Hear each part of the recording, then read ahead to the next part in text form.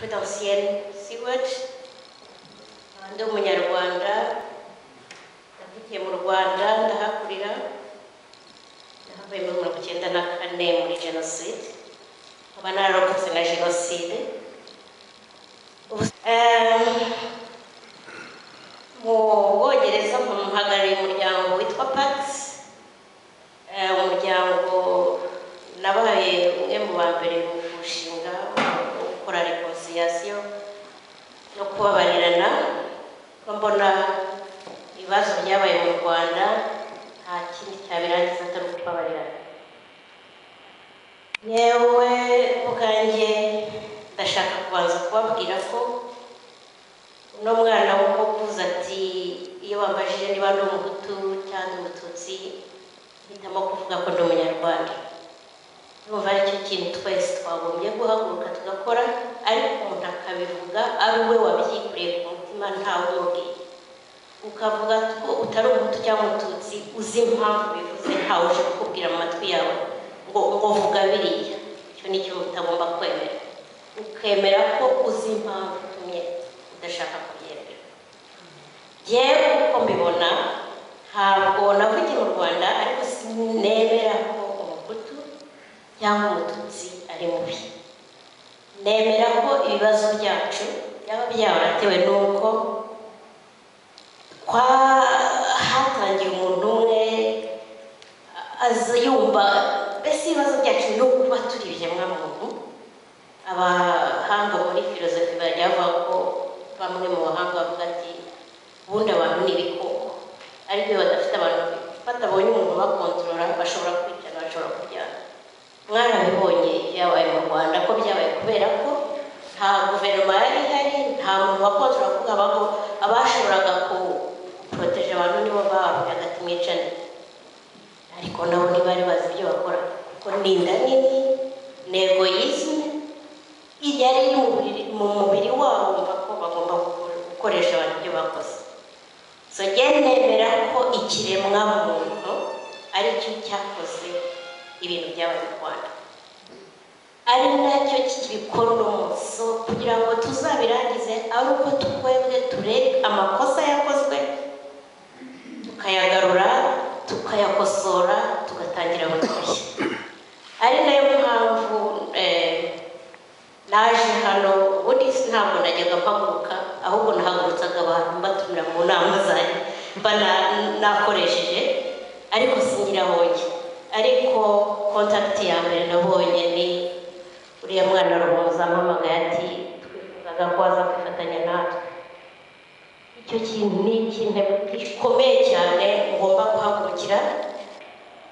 No mu Bwongereza umwaka ushize twakoze umunsi wo kwibuka abantu bose, ariko ikintu cya mbere cyanzanye ni uko uyu muryango w'abana ari umuryango w'abana bato, n'ubize ugomba guhaguruka nkawushyigikira, nkasangira ukuri nzi nabo kugira ngo bazashobore guhindura ibyo tutakoze neza. So ndizera ko umuntu wese uri hano mukuru, ubwo mubona abantu bakunda kuba dufite 15, dufite 30, ngiye kugira imyaka 50, ni hafi. Ariko abantu bose twabonye biriya bintu mujye muvugisha ukuri, ariko sinshaka kumva ko hari umuntu uvuga ku mutwe cyangwa utari umuntu mubi. Nibyo rero ndagira ngo mbabwire urugendo rwanjye muri jenoside. Ubundi nari ntuye i Kigali, aho nabaga nari mariye n'umugabo wanjye wakoraga muri Oxfam. Hanyuma ku itariki ya 30 hari kuri Pasika nibwo namanutse njya gusura umukecuru wanjye ubundi ruka i Butare. Noneho igihe mpari nza umukecuru aza kurwara n'abandi bana babaga mu rugo, noneho mpitamo gusigara kugira ngo mbanze mbarwaze. Umunsi nagombaga guhaguruka wari ku itariki ya 7 z'ukwezi kwa 4, nibwo umukecuru yamambwira ati byuka ugende dore harakeye. Musaza wanjye wari uryamye mu yindi nzu mu rugo numva arahamagaye ati maze kumva radiyo ati perezida yapfuye, ati barimo kubwira abantu baguma mu rugo. so ni gutyo nagumye mu rugo noneho ubwo abantu bakajya bava za Kigali batubwira ati ibintu birakomeye ariko ntituzi birimo biba ubwo mu giturage wacu abantu baturage bahutu n'abatutsi batangiye kujya kuri za bariyeri dore ko iwacu hari abantu benshi bari PSD babazi ko bashyize hamwe bari abahutu n'abatutsi bari bariyeri bavuga ati ni ba sederi urabona ibibazo by'u Rwanda byafatanyijwemo n'ariya amashyaka n'ibiryo ati ni ba sederi ni abantu b'intera hamwe baje kwica Abanyabutare tugomba kwihagarara umunsi rero Perezida Theodore Sindikuga yaje Butare agakoresha inama n'abandi bamwegereye ati byavuze sinirirwa asubiramo nibwo abantu batangiye gutemana batangira mbese abantu batangira kumva ko noneho ari umuhutu n'umututsi bagiye ari abatutsi bagiye kwicwa ndibuka burugumesitiri wacu yari umuhutu yaje kujya gufunga abantu aravuga ati kuki mufata inka z'abantu kuki murimo mwica abantu abajyanye Butare kubafunga yarahakubitiye ati reka abantu bikorera akazi bagenda kumya ko birebye iwacu jenoside yatangiye kuri 21 umusaza wanjye yararaga kuri bariyeri akaza kutubwira ibyo yumvise hanze so nijoro kuri 21 nibwo batangiye kujya ku mazu bese batangira kuyamenagura y'abatutsi twari twumvaga noneho umusaza wanjye ahita yiruka ava kuri bariyeri atubwira ati byarangiye n'abatutsi bari bagiye kwica nimuze tugende ngo twarirutse hari mukuru wanjye wabaga mu rugo n'abana mukecuru yari yarafashe yareraga na mukecuru turamanutse tugiye ahantu mu Kigunda dusezeranye ko tutagendera hamwe ngo jye najyanye na musaza wanjye mama sigirana n'abana wanjye twe twafashe inzira tuvuga ngo tugiye i Burundi tugiye kwambuka tujye i Burundi ariko ntibyadukundiye aho twagendaga mbese twagiye nijoro ibintu byatangiye nijoro tugenda twashoboraga no kunyura mu nzira kuko hari za bariyeri tugahita tunyura mu rugo sinzi ahantu bwarakeye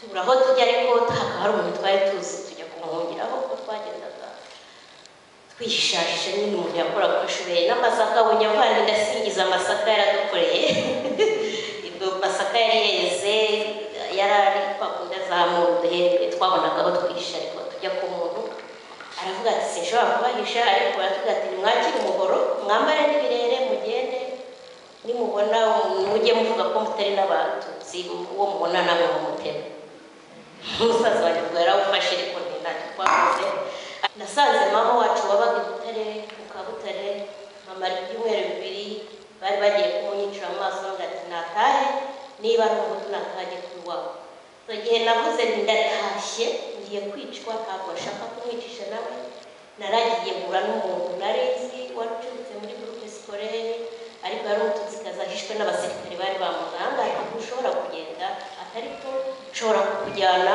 muri groupe scolaire hari izindi mpunzi ukabayo ubwo yatanze n'amafaranga ko nge nta kintu nari siganye na gito njyayo hanyuma muri groupe scolaire ndahaba ubwo bazaga kuhabakura abantu bica nanjye ubwo nabaye umwe baje barafata twari nk'abantu 50 mu ijoro intera hamwe ziratujyana ku Kabutare mu ishyamba aho zari zacukuye ibyobo dutondesha umurongo bica abantu bajugunya mu myobo yewe nari wa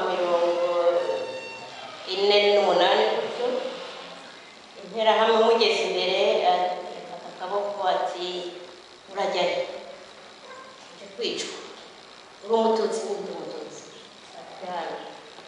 hisha bari inyuma yanjye ndasigara ati we sinkwica ati kubera ko ntamwica abandi ati kuki utamwica ati agomba gupfa ati ko nadapfa aragenda bivuge ati simwica umuntu ati muramwica ko nanjye ndabica ati muri maraya hashize igihe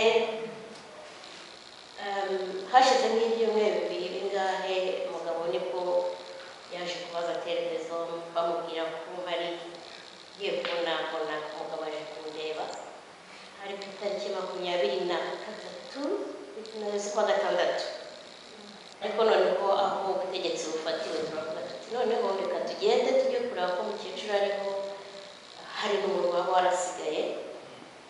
noneho ubwo twaje gusubira mu Rwanda kwa munani, igihe turagenda aho mama wacu yabaga nasanze ari Bigunda kwa Butare, yari umwarimu muri Buskore. ahantu hose twagendaga ntabwo twabonaga uretse abanatujyana za kazi hariya, uretse imbwa n'injangwe n'imirambo yanukaga twashoboraga kubona. noneho ubwo twagiye tubaza muri za amaka y'abarefugee ari tugenda tubaza abantu twari tuzi ntabwo twabonye. natekereza ko na musaza wanjye yari ahari cyangwa mukuru wanjye. noneho tugeze i Butare nibwo bambwiye kanjyamo iwacu i Nyarugenge. ngezeyo nibwo bambwiye nkasanga abantu b'impunzi b'abagore n'abakecuru n'abana bambwira barenzwe n'abasirikare ba FPR. noneho bambwira ati mama wawe yarapfuye. ese yishwe n'iki? ati yishwe n'inkotanyi.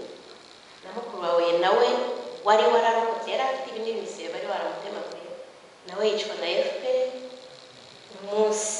umunsi umwe hapfa na murumuna we. bajya ahantu marume yari atuye nko mu birometero 12 kuva mama yari atuye, nawe baramwica n'abana n'umugore bose barabica. noneho jyewe ubwo narababaye kuko ni vuba ndavuga mama yishwe na FPR, ibyo bibaho. naratangiye ndarira. noneho abasirikare bari bahari bavuga ati urarizwa n'iki? urarizwa n'iki? uramurarira nasoni? ubwo nyoko bamwishe kuko yari interahamwe. n'uwo mugabo wawe urimo uvuga igifaransa n'umufaransa nawe ni interahamwe. reka mbese bari banasize, babonaga basize, bafashe imbunda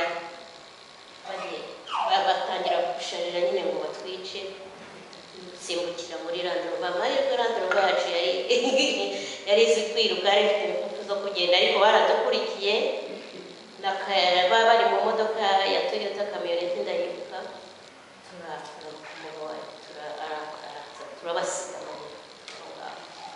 ubwo bwarakiye.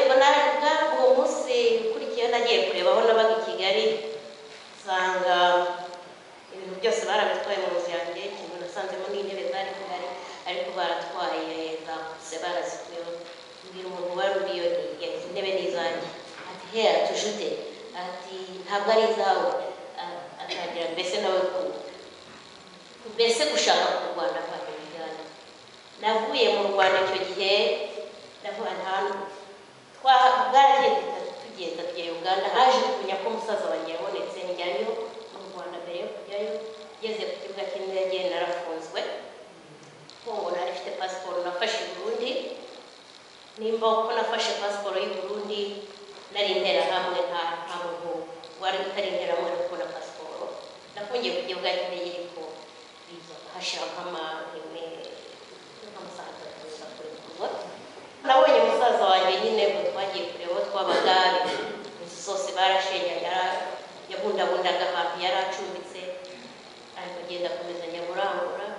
mu kwezi kwa 10 1995 nibwo yambwiye ati nabonye mama aho bamutaye na mukuru wanjye, uzaze udufashe kubashyingura. naragenda turabashyingura.